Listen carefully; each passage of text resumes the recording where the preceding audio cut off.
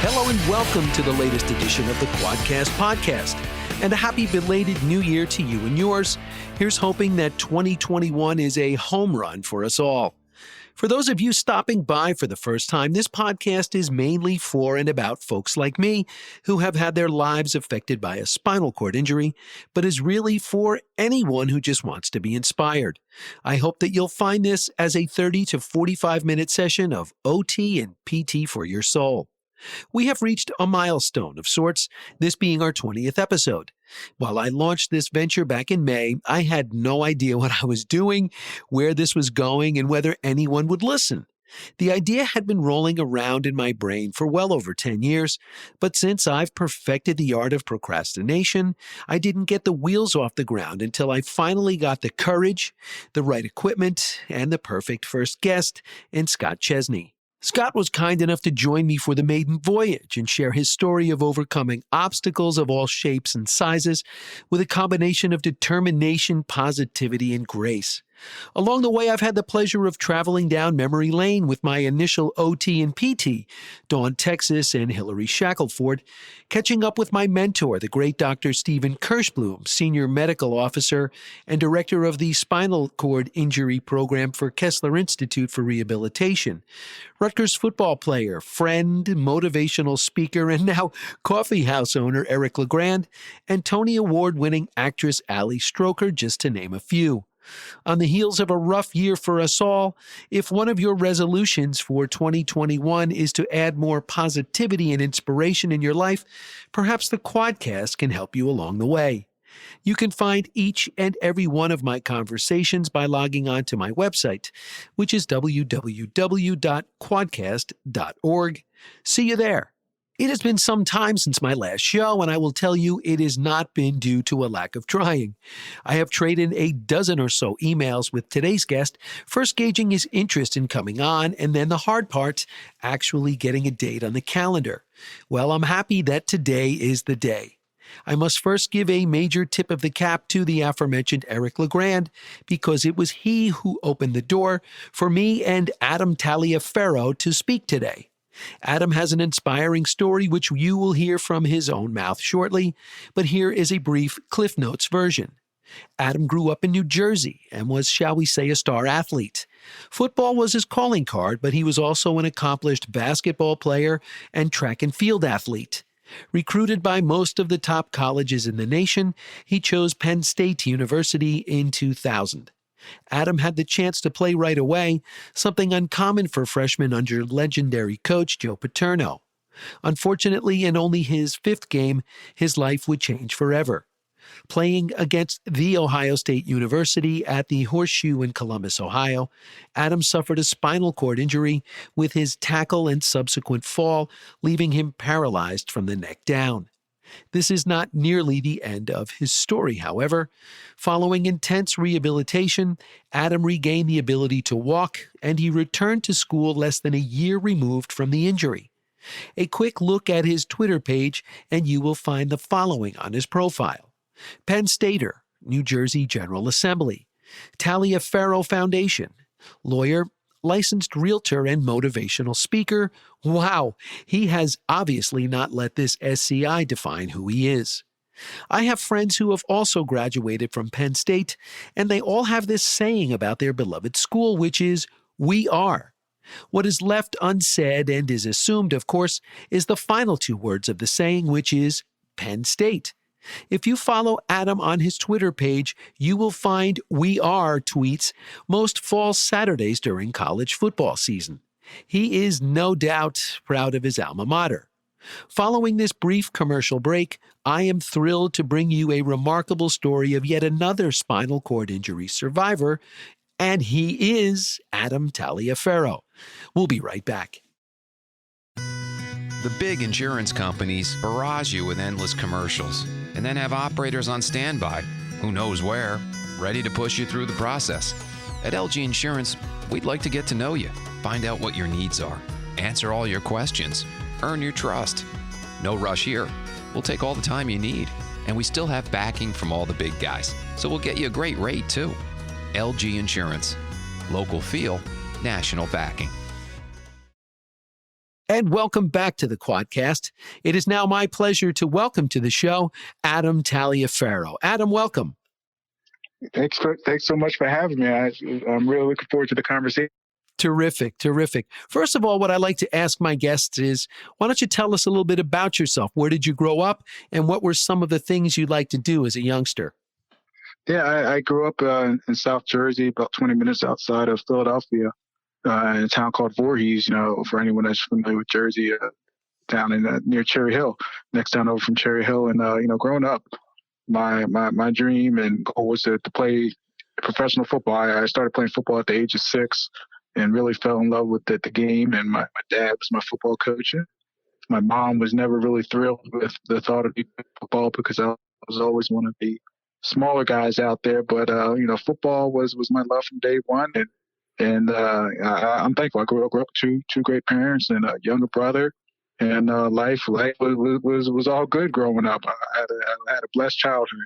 Sure. Now, who were some of your teams, and who were some of your favorite players growing up on the football field? Yeah, for me growing up, like I said, in South Jersey, outside of Philadelphia, I was always a Philadelphia Eagles fan, and I remember when I was a younger guy, Randall Cunningham, who was the quarterback for the Eagles, was always one of my favorite players. And, I just loved anything that had to do with the Eagles. And even to this day, I'm still a Philadelphia Eagles fan. And I also, I enjoyed basketball as well growing up. But I was just much better at football always. But, the Philadelphia 76ers and Charles Barkley and, as I grew up, Allen Iverson, all those were some of my favorite players growing up. Yeah. Well, I'll have you know that your Randall Cunningham made life difficult on my New York Football Giants up here. Yeah. That NFC East rivalry. And yeah, I remember I was, one year I was Lawrence Taylor. For Halloween one year, I had this, they had the little kid uniforms and I had the blue 56. There you go. Yeah, well, every time it looked like Randall was on the ground, I know Carl Banks, they keep showing that one iconic play where he hits him, and it looks like he's down, and he just sort of bounces off like Elastic Man and then finds his way down the sideline into the end zone. So those were some great teams for you to root for as a kid. Now, you mentioned football was your goal, and it was your NFL dream. Tell us about, as you got into high school, obviously college coaches came around. Can you refer to us to some fun stories about being recruited and some of the schools that you made visits to? Yeah, I started when I got to high school. I played freshman football, and then I really, played varsity. My sophomore year, started on the varsity team, and the third game of my sophomore year, I broke my collarbone. So I only played in 3 games my sophomore year. I was out for the rest of the season. But my junior year is when I really started to get, recruited by schools. And before my junior year, that was my first time going away to football camp. And I went to football camp at Penn State, at University of Nebraska. Those were the first 2 schools that I, really visited it before I started getting recruited. And after, going to camp there, they both offered me, scholarships to play football. It was, really cool opportunity, just from a couple, weeks in football camp, they saw some potential and they said, hey, we want to offer you. And for me, I said, I want to play out my junior year and see what happens, which is what I did. And thankfully, at the end of my junior year, I started getting recruited by, a lot of different schools across the country. And for me, I decided to take a few visits and, being from New Jersey, went on a visit to Rutgers and of course, went to Penn State and took a visit to the University of Tennessee. And for me, like all the stories, you just have such a great time on your college visits and getting to hang out with a lot of the players and to see what college life is like for the first time. And I just thought, this is going to be my life. And I had the most fun down in Tennessee. Mm-hmm.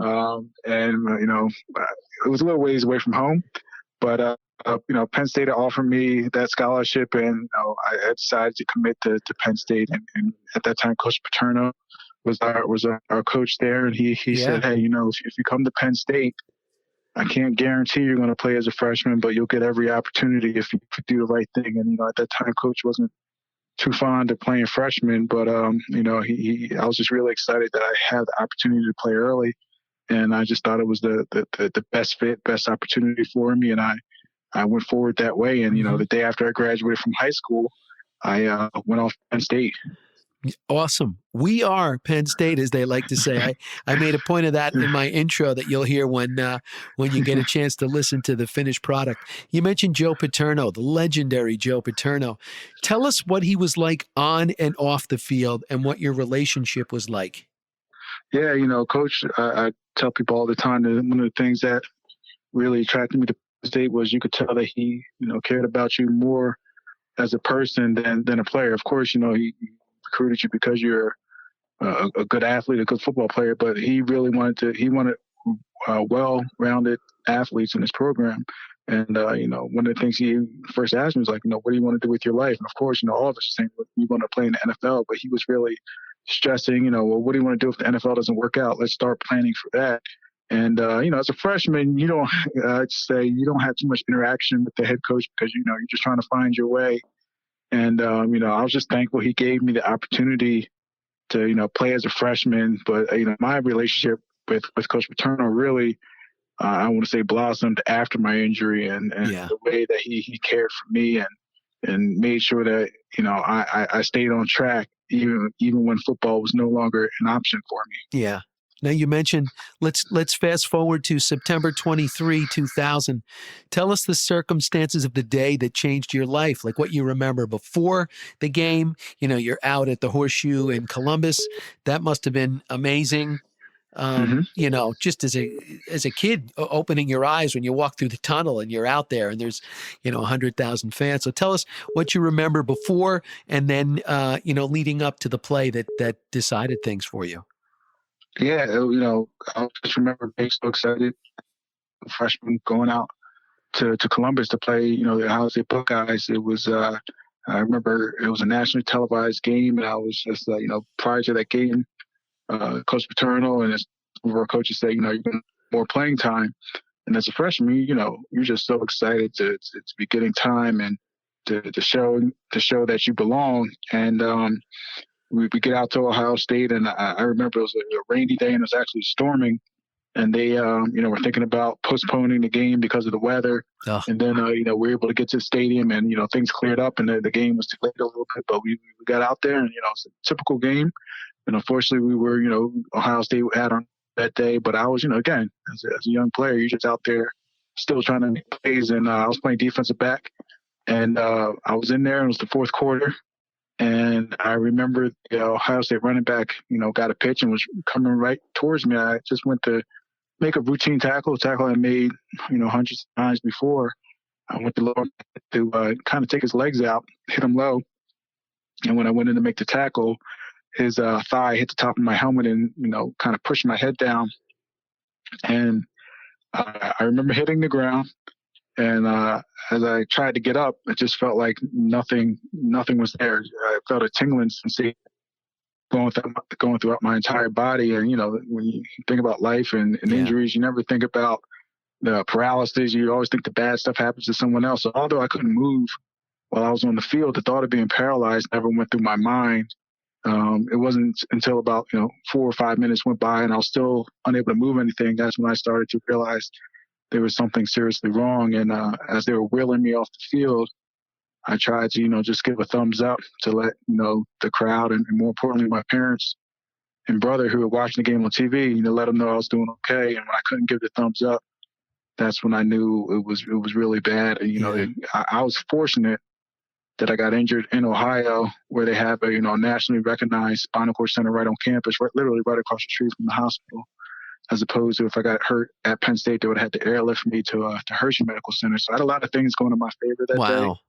But, when I got to the hospital, that's when they saw the severity. Yeah. That I had a C5 vertebrae and had severely bruised my spinal cord. Yeah. Which had left me paralyzed. Adam, what a lot of people that I have on, and myself included, I remember when I come to at the bottom of my basement steps after I had taken a fall, there was no pain. It was just this eerie numbness that, even just thinking about it now, I could throw up because it's that awful feeling of really nothing from the neck down. And you sort of were feeling that with a little tingling stuff.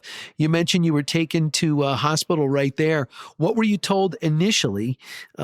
And when did this kind of really start to sink in? Like, wow, this is happening, and this is not good.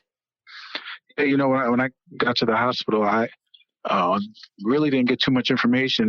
They waited. As I mentioned, my dad and my mom were watching on TV, and my dad flew out to Ohio that evening. And when he got there, that's when the doctors told him, the severity of my injury, and basically that the thought of me, that I would likely never walk again because of the damage that was done with the injury. But my dad, and then when my mom came out the next day, they made the decision to not tell me how bleak the prognosis was. So I never was told how that there was a chance that I would never walk again. I just was under the mindset that I had this bad injury, but I was going to through therapy or whatever it took, I was going to walk again. But it was interesting because I think back, and my parents really shielded me from a lot of bad news, which I don't know how that would have impacted me mentally. Yeah,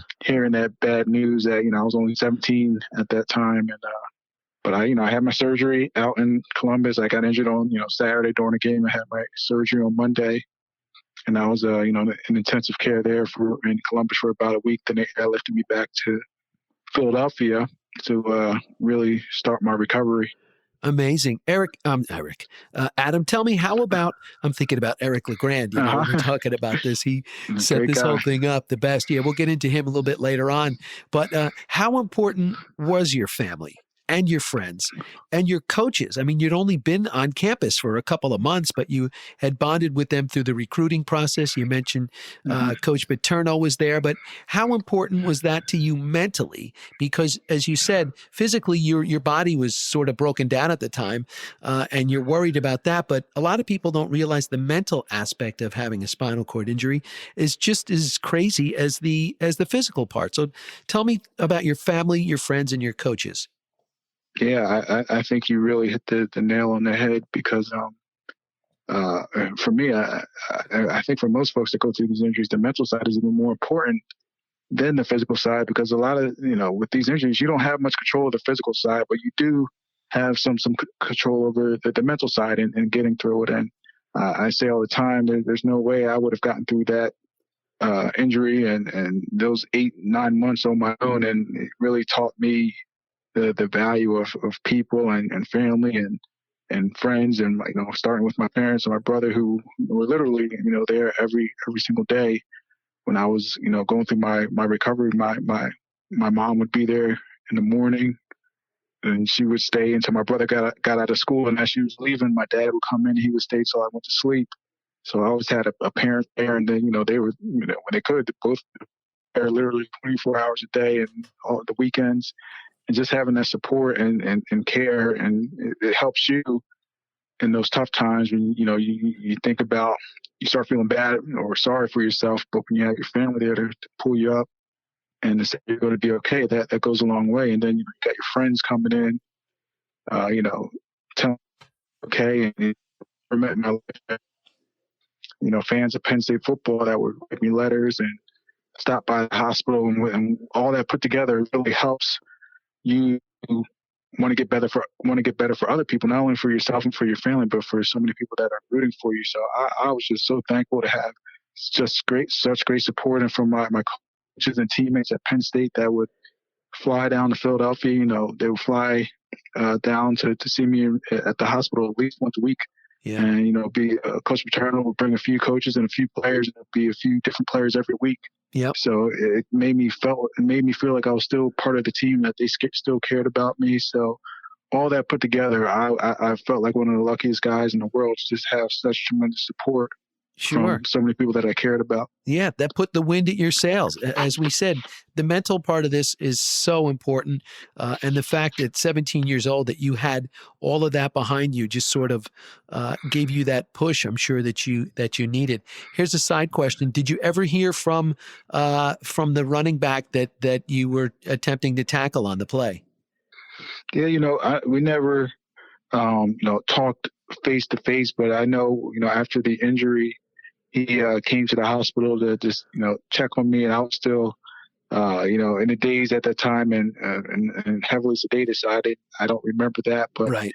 he did come we connected a few years after the injury on social media, but, never had an actual conversation. But, I always tell people I was the one that hit him when I was injured. So Yep. he can never bear any responsibility because, unfortunately, that's just these type of injuries are, an unfortunate part of the game. Yeah. But I see, we see each other and we're connected on social media. That's great. These days. That's great. Adam, did the fact that you were an excellent athlete help you attack your therapy? I know as far as PT and OT go, it's a mindset to want to go in rehab. And did that help you that you had that, being in the weight room as a Division I football player? Did that help you in the long run, do you think? I definitely think so. As you mentioned, you've got to have a certain mindset to, go into therapy every day when sometimes you're tired, you don't feel like doing it. And that's the same type of mindset that I had when I played football. There were days where you didn't feel like working out. There were days you didn't feel like practicing, but you knew in order to get better, in order to be the player that you wanted to be, you had to put in the work. And, for us with spinal cord injuries, we all know that in order to recover, in order to get back to the lives that we once had, we had to put in the work. And I looked at each therapy session as a practice, and my therapists were my coaches, and that's how we went about it. So I definitely think, just playing sports my entire life, and thankfully I was young and, I was in good shape at that time, which, the doctor said was a big factor in, Huge. My early recovery. And so I tell people, the injury was bad, but everything that came after it was a blessing for me. Yeah. Did there come a time when you started therapy that, at first, obviously it was rough and you probably weren't able to really do all that much. Did there come a time where it started to kick in and you were like, hey, listen, all is not lost here. I'm going to be able to do this again. It might not be the exact same way. And heck, I'm not going to play football anymore, but I'm going to have a life. I'm going to walk and I'm going to be, a productive citizen. Did there come a time where that really kicked in and you saw a light at the end of the tunnel? Yeah, I'm going to say about a month and a half after my injury. And when there was still a lot of question whether I'd be able to move or walk again. And I was in, at McGee Rehab in Philadelphia where I was doing my therapy. And it was about a month in from my time there. And I was in the room that evening with my nurse. And she saw at the end of the bed, she saw something moving, and she noticed that my toe was moving a little bit. And I had become so accustomed to trying to move stuff and nothing really moving that when she said that, it kind of surprised me. And she asked me to do it again, and I was able to move my toe. And, it was around 11 o'clock at night, and she called my dad, who had just left. She called him to come back to the hospital. Yeah, get back here. Yeah. And, she asked me to move, and I was able to move my toe. And that was the first moment that we thought, this may be able to happen, that they're open. And I would say that was the first glimpse. And from that moment, we really tried to, hit it hard and do everything we could in therapy to, increase that movement. And, unfortunately that the movement in my toe went away for a while, and then, eventually came back. And throughout the entire recovery process, my left side was always like 2 or 3 weeks ahead of my right side. So if something would start moving on my left side, it would take, a few weeks later, and that same thing would move on the right side. So it was, I'm not sure, I know you know this just as well. It was kind of like an up and down. You have your highs and you have your lows, but you always knew that you were working towards something, greater. That's right. And that's how we try to do it each and every day. Yeah, I can remember the same thing. It happened with me with my feet. It started down low with my toes, and I would sort of high five my friends with my toes at the end of the day when they would visit me. And once I had something that would move, Adam, I would hammer it. I would wiggle my toe a million times and see if I could get it to go and sort of make its way up the chain. And luckily for both of us, that was the case. Now, how about returning to school now with a career in the NFL no longer an option? You go back as just a regular student, like most of us. What's the goal now moving forward? What are you thinking you're going to do with the rest of your life?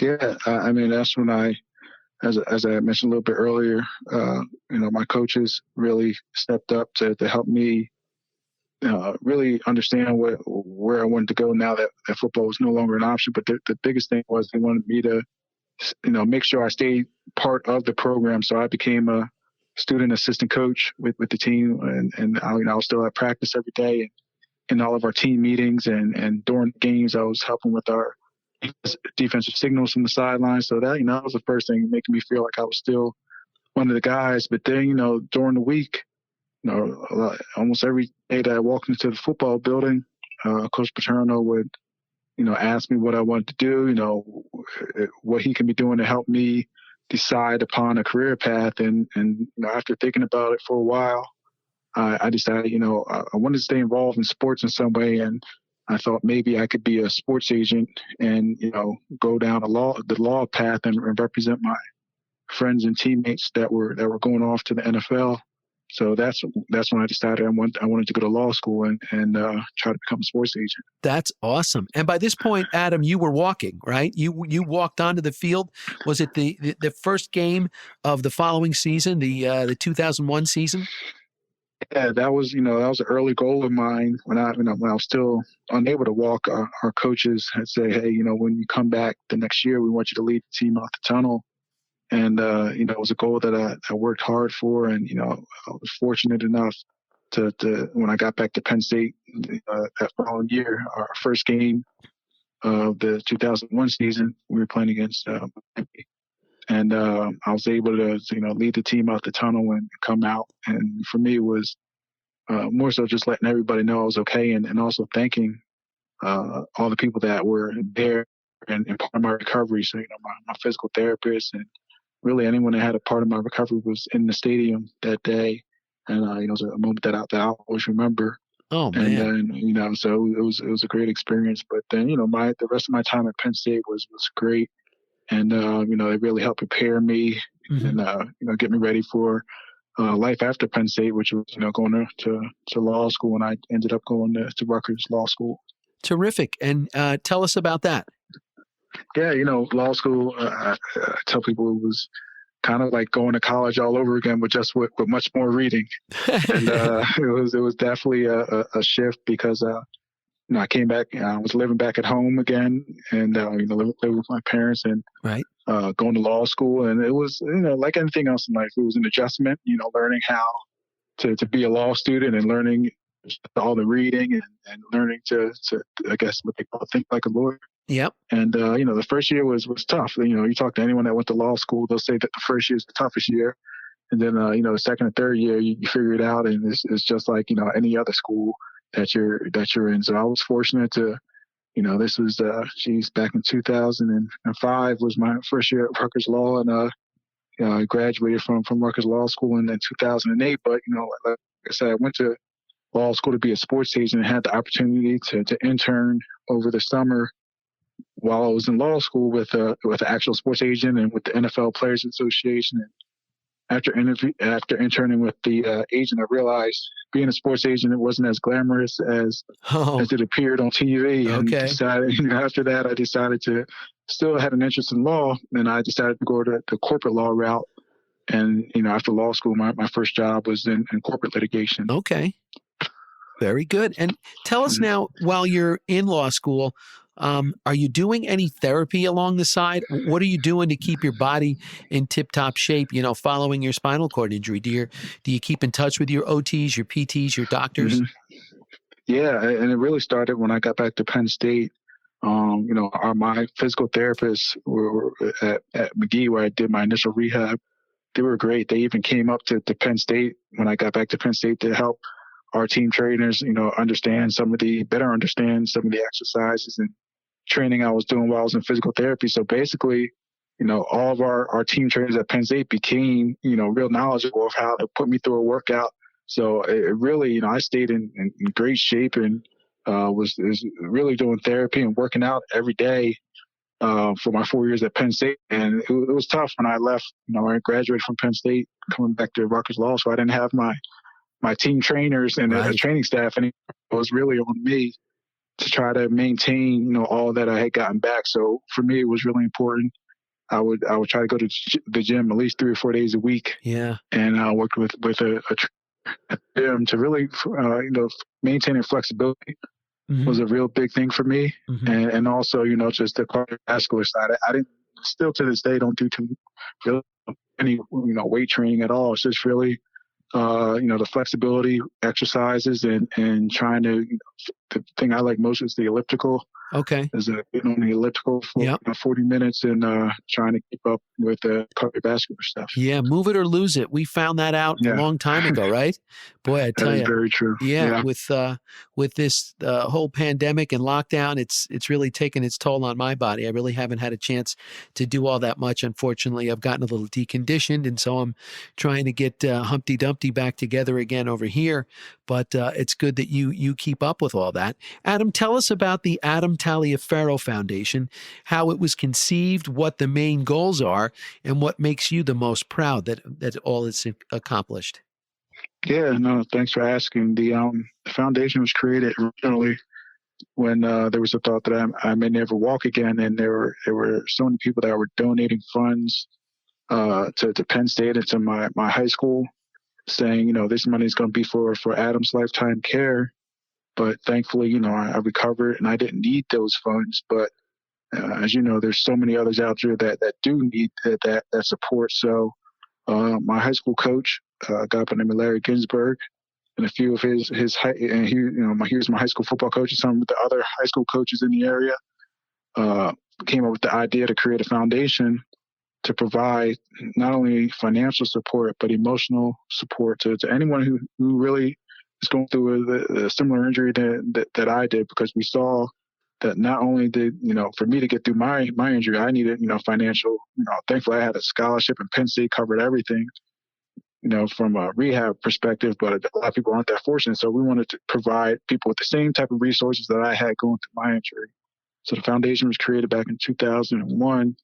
And, I'm just so thankful because it's an entirely volunteer, our board is entirely volunteer, and every dollar that we raise goes to helping patients like us get back to somewhat of a normal life. So our main goal is to, as I mentioned earlier, provide financial support. So we're insurance stepped out.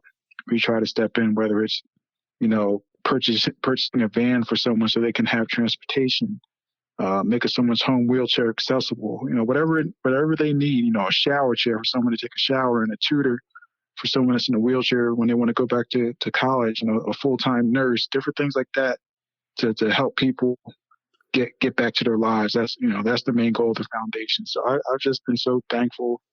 The president of our foundation, a guy named Tom Michaelone, has just done a fantastic job. I say without him, without all the members of our board, the foundation wouldn't be what it is today. We've raised over about $1.5 million Wow. to date to just help patients. That's our number one thing, is just helping people, get back to a normal life. Giving back, right, Adam, is the way to do it. Well, we've spoken about a friend of ours that we both have in common, someone who really gives back on a daily basis through many different ways, is the great Eric LeGrand. When did you first meet Eric, and what is your relationship with like him today? Yeah, I first met Eric probably a few days after his injury.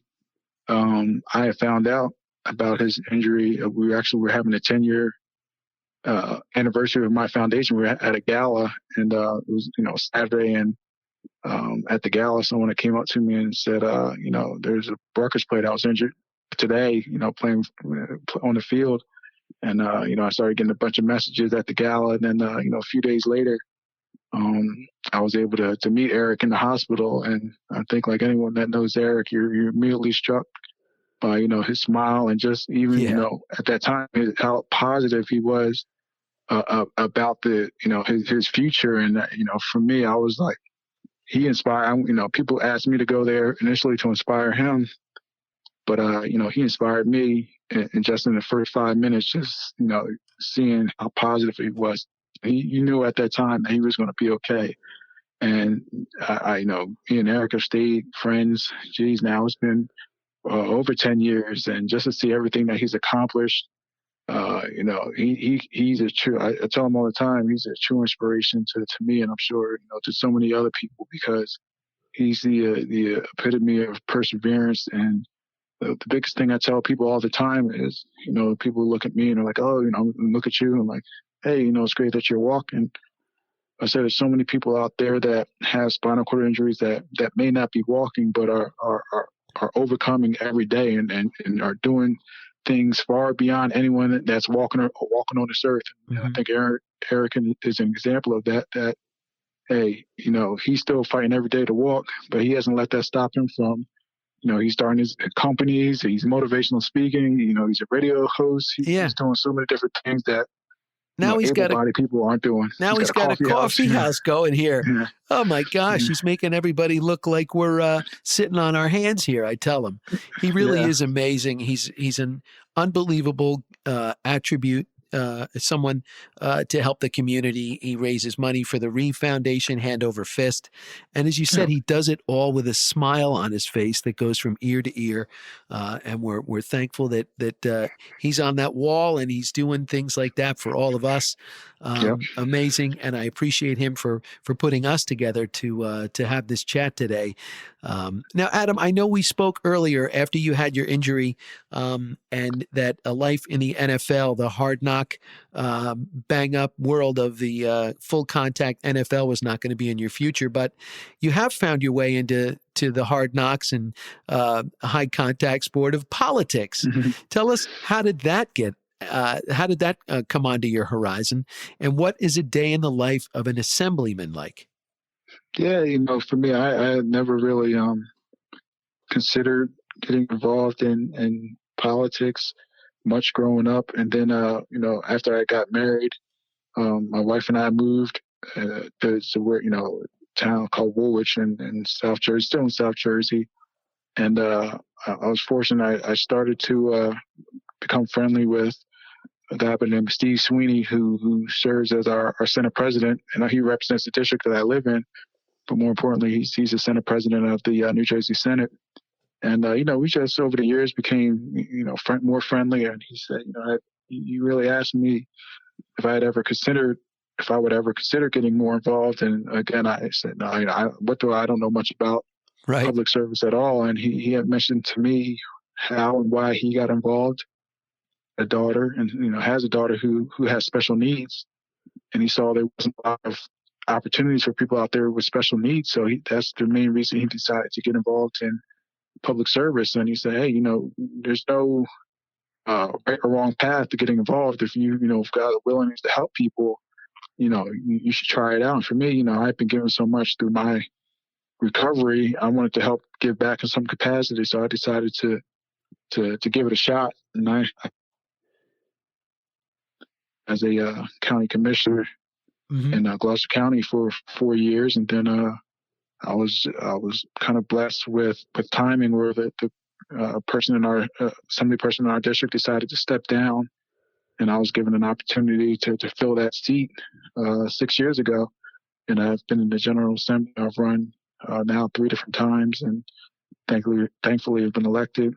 Terrific. So it's been great. You know, I chair the Law and Public Safety Committee in the General Assembly.